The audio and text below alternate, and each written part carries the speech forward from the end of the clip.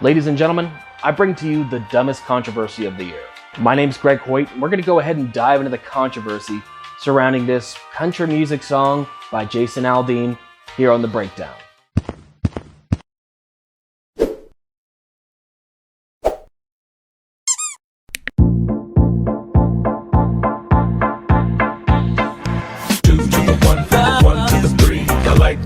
And I like good trees. Smoke so much weed you wouldn't believe. And I get more ass than a toilet seat. 3 to the 1, from the 1 to the 3. I met a bad bitch last night in the D. Let me tell you how I made. At this point in time, there likely isn't anybody who spent the better part of maybe 5-10 minutes on social media over the past week or so who hasn't caught wind of the outrage fiasco surrounding this "Try That in a Small Town" song by Jason Aldean, with this dumb controversy only being rivaled in stupidity by the recent uproar over the Harry Potter video game that people were upset about earlier in 2023. So all the hubbub surrounding this Jason Aldean "Try That in a Small Town" song is stemming from two aspects of the song, particularly two aspects of the music video.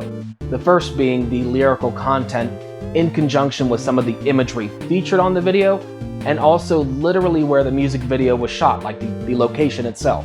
When it comes to the lyrics of the song, the general narrative of the piece touts this whole concept of small towns aren't home to egregious amounts of violent crime and riots, and the people in these, residing in these small towns and rural areas, they typically have each other's back, and they might intervene if something were to pop off.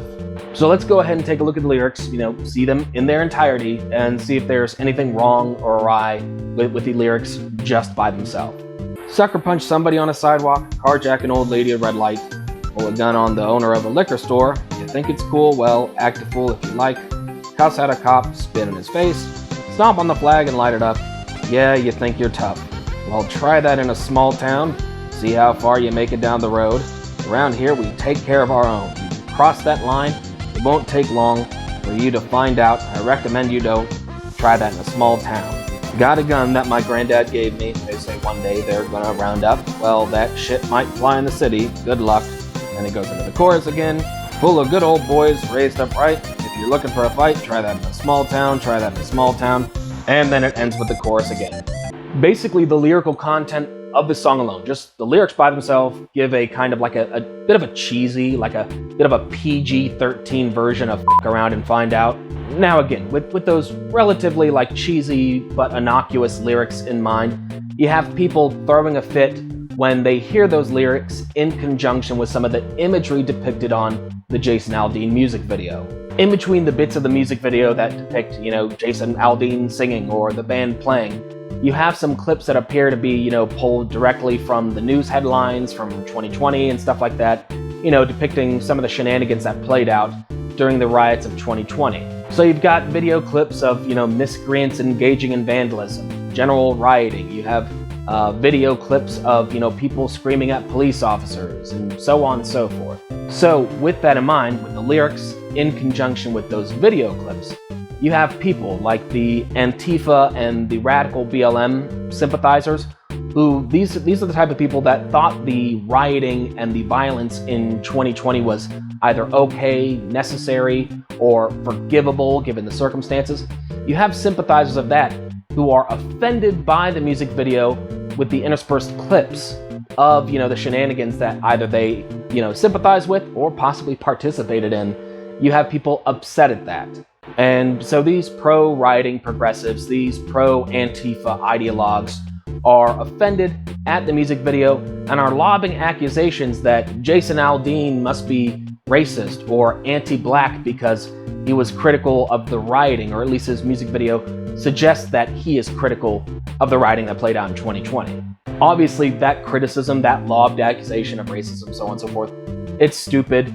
I mean, you can be completely anti-rioting, you can be completely against having towns ransacked, and you don't have to be, anti-black to harbor those beliefs. I mean, you can absolutely love black people and still think rioting sucks. Now again, while the outrage on that front is pretty silly, at least you can reasonably connect the content and context of the music video, the images, and you can, see the direct line from what people saw, what people absorbed, and why they might be offended by it. You can at least see the connection. It's not like a wild, point A to point B type of thing. Because the music video, yeah, it was very on the nose. Like it did show, clips from the 2020 riots and so on and so forth. So at least you can understand how certain people arrived at being offended. But the second aspect, stirring up the controversy around this video, as in specifically where the music video was filmed, is where this whole outrage fiasco just gets freaking ridiculous. You see, in the video, Aldean is singing in front of the Maury County Courthouse building in Columbia, Tennessee, with an American flag serving as part of the backdrop. And lunatics are asserting this serves as an anti-black / pro-lynching dog whistle because of a 1927 lynching that occurred at the courthouse and also a race riot that transpired in 1946.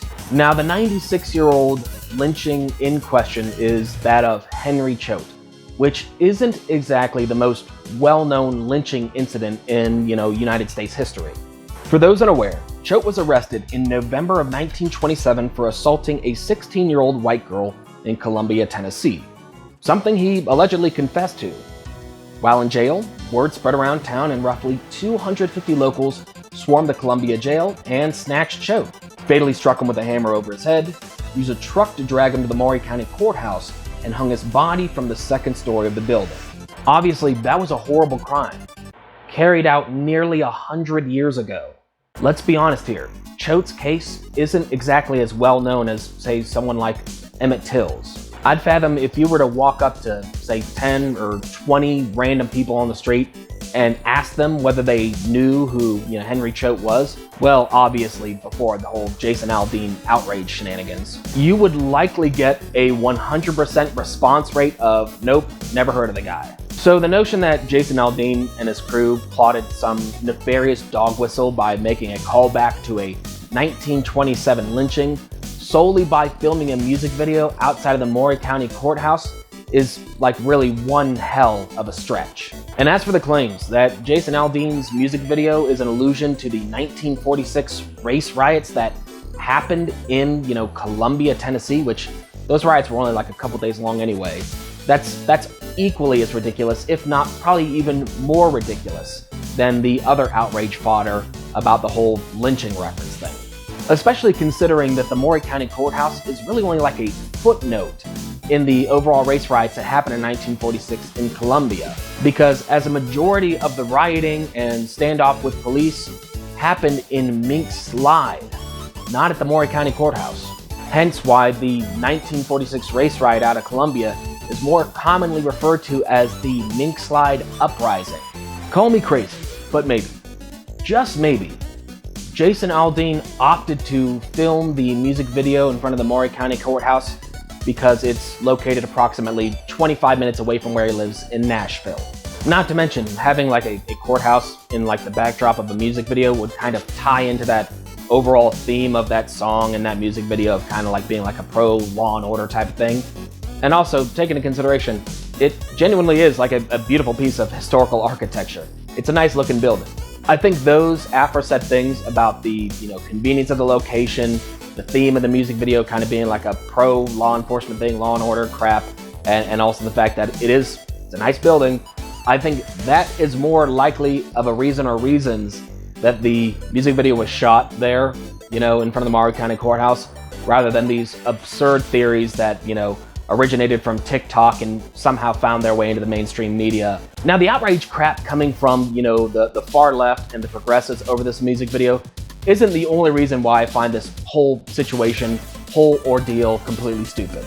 Because for the record, I don't like country music, like at all, if that wasn't painfully obvious already. I'm more of like a metal, punk rock, alternative kind of guy.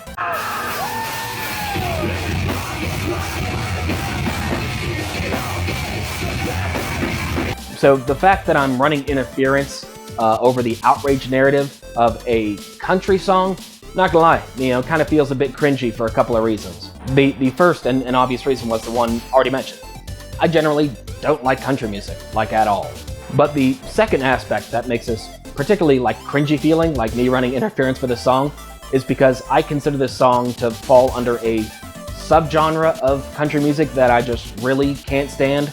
I call it Murica-core.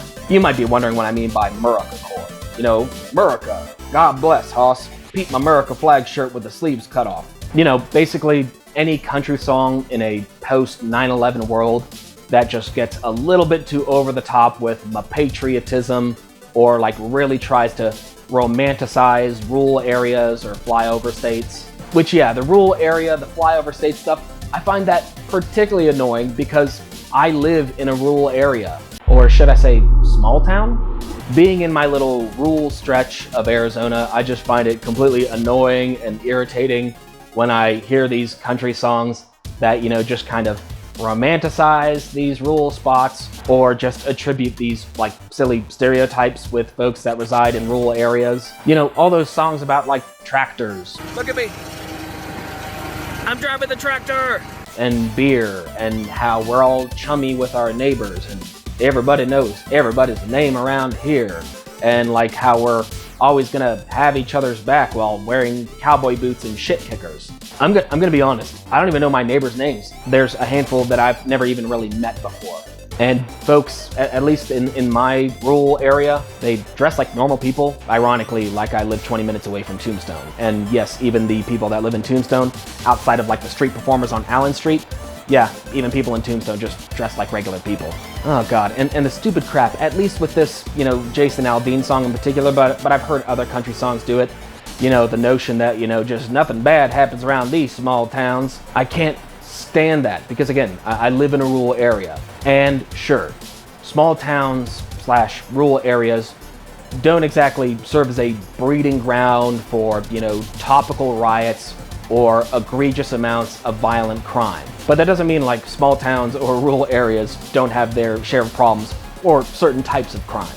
Dare I say, probably one of the reasons why we don't have a plethora of rioting or violent crime in these rural small town areas is because our criminals are too busy, you know, burglarizing somebody's house for their work tools so they could go pawn them off to support their meth habit.